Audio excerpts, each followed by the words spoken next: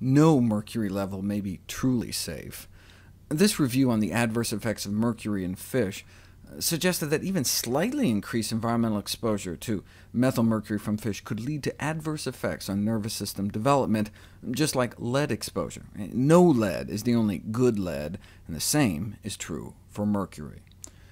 They point to this famous study, published in the Journal of Pediatrics a few years ago, showing delayed brainstem auditory evoked potential latencies in teens exposed to methylmercury as an objective measure of neurobehavioral toxicity in 14-year-old children with developmental exposure to methylmercury from fish.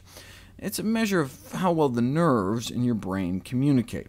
You take kids, you stick electrodes on their scalp and headphones on their ears, and play a quick sound, and then just measure how long it takes for that sound to be transmitted from the nerves in their ear to the auditory cortex in their brain.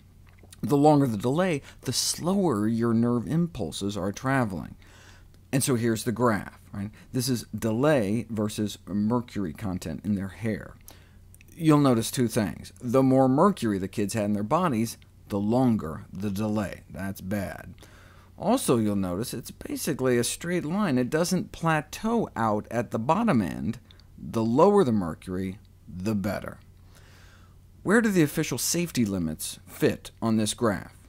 In 1978, the World Health Organization started to realize how dangerous mercury was, so they said no greater than this level is safe.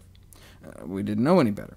Decades later, the quote-unquote safe upper limit was moved down to here. Right? Our government said, no way, our children are much too precious for that, and placed our upper limit here in 2001. As you can plainly see from this later data, though, if you push levels lower, get people to eat less fish, you get even less brain damage. Yet as of 2012, the safety limit remains there. As one former EPA toxicologist told the Wall Street Journal, government regulators really consider the fish industry to be their clients rather than the U.S. public.